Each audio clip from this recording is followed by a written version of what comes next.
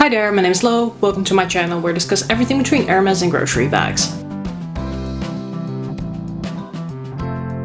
As we are fastly approaching the fall season, I thought it would be nice to wrap up on summer and give you a little update about what bags I've been using in the past season. It's funny to think that fall is actually already approaching when today on the 9th of September it is 27 degrees Celsius out here, which is a little over 80 degrees Fahrenheit. In the meanwhile, already for more than over a week, I see my Instagram feed filling itself up with people saying, hey, it's been the 1st of September, let's start stocking up on all things with pumpkin spice and get ready to move over to our tan color bags. I'm not really quite there yet in terms of mindset, but I am quite ready to wrap up the summer season because I'm absolutely done with the heat. So to prepare for this video, I was actually looking at my Instagram feed because I will often post like a bag of the day, and I was trying to discover what bags I have been using a lot, because in my head I do have a number of favorites, but then it turns out in practice that I actually rotate through my bags quite a lot. I do that on purpose because I really try to make use of most of my bags. So for that reason I want to focus a bit more in this video about types of bags I have been using over the summer, but there will be a number of honorable mentions just because these are bags I have been loving so much. So the first category of bags I have been using over the summer is, I think, one that comes back pretty much every season, and it is bags that are new to my collection. And this may be relatable to some of you, that if you get something new you just want to reach for it all of the time. Some people do end up reaching for things all of the time. In my case, it is a little bit less, but still in my head, I am reaching for them all of the time. When I'm thinking in the morning, what bag can I take with me today? They're pretty much always in my top contenders. I just do not choose them every day because I want to rotate, and I try to go for something that is not the obvious choice. But two bags I have really been enjoying and that I used a number of times over the summer are the ones over here. So let's start with this one. This is the Stradberry Nano Tote. This is in a Saffiano leather. I've had this one, I think I got it just before the summer, so I haven't had it for a very long time. I have done like a first impressions review about it. Initially, actually, when I got it, I was a bit doubtful about whether I wanted to keep it because I had actually bought it in a smooth leather, but Zalando ended up sending me this Saffiano style. Also, when I got it, I found that it was really fairly small also because it tapers in at the top, so it doesn't actually fit a lot, but perhaps against my better judgment at that time, I decided to keep it. I thought that the Saffiano gave it something a little bit more edgy and also made it a little bit more hard wearing. And at this point in time, I'm glad I decided to keep it. I really think it is a very cute style.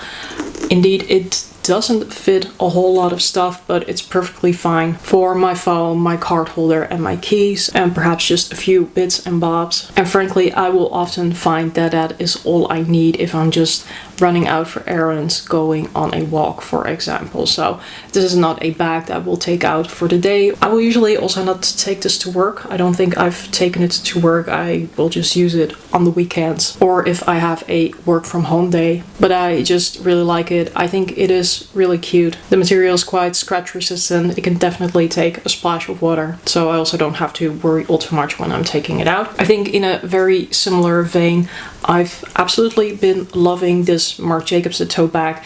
This is in the what they now call mini size. This used to be the micro, so this is the, I think, 18 centimeters. It's the smallest size that they have apart from the Nano, which is more of like a bag charm. I got this pretty much around the same time as the Stradberry Nano Tote. This is a bag, however, that fits just a little bit more. So this is quite convenient if I also want to take a pair of sunglasses, stuff in an additional foldable canvas tote for grocery shopping. It is super casual, which is generally my clothing style, but perhaps even a little bit more in summer. Again, durable material, not scared to take it out in the rain. I've just been loving this style and I have been loving this color. And that brings me to the next category of bags that were popular with me this summer, and that is basically non-black bags. So yes, I've been wearing a couple of black bags. Of course, the Stradberry Nano Tote. I also wore my Demelier Vancouver bag a couple of times, but I do find that black is quite a stark contrast with the types of colors I'm wearing in summer, which still tend to be more on the neutral end, but perhaps a bit lighter than what I would wear in fall and in winter. So I think, for example, that I didn't wear any of my black totes, so not my YSL tote and also not my Marc Jacobs tote bag in a large size. On the opposite, I actually found myself wearing my Marc Jacobs tote bag in the medium size a number of times. This is in the color Twine.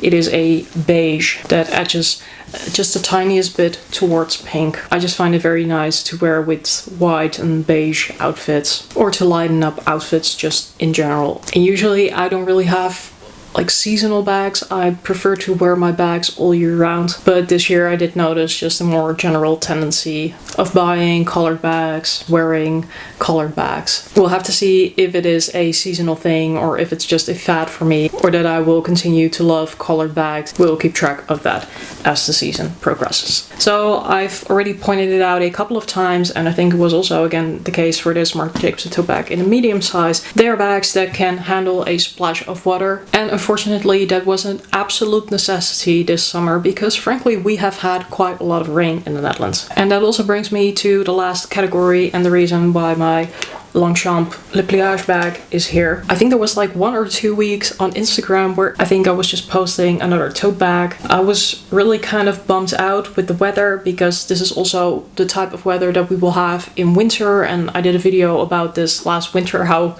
I kind of got frustrated with the fact that it was cold and raining and that I just ended up wearing my Le Pliage bags. So I didn't want to do that this summer, but I did need to wear something that was weather resistant, and that was a tote, because for work I did need something to fit my laptop in and to keep my laptop safe from the water, because if it's nice weather, I will just stuff my laptop in a canvas tote, fling it over my shoulder, and I can wear it with pretty much any handbag that I like. But of course, if it's raining, that is just a big no-no. The canvas tote is gonna get wet. I don't want my laptop to get wet.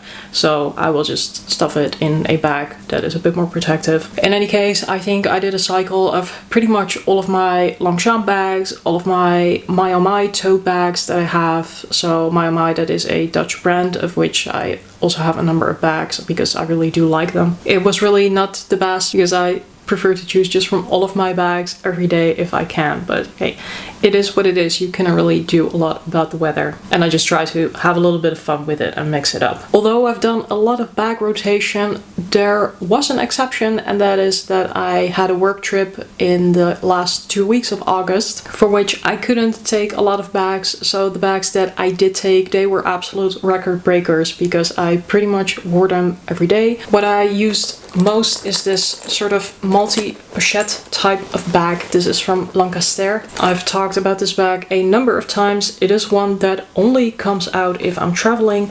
If I'm not traveling, I will just like hide it away in such far depths that actually when I needed it this year, I had to search all over my house to find it. But I'm really happy that I did bring it. I will do a separate video about my trip, the bags that I brought, and some other things that were not helpful to take along with me. But in summary, I think this is a really great style for travel. If you want to go for a more fancier type, of course you can go for the Louis Vuitton multi-pochette accessoire, but everything about this bag can be taken apart. You can take the pouches apart, you can take the strap off. So I've used this just as a pouch in my backpack. I've used it as a shoulder bag, I've used it as a crossbody bag, I've worn it with a chain strap, I've worn it with this thicker strap. It's lightweight, it's easy to clean, can significantly increase the capacity by using both pouches. If you're traveling and you can only take one or a couple of bags, this is definitely something that gives you a lot of versatility and that I really appreciate in that case. But when I get home, I have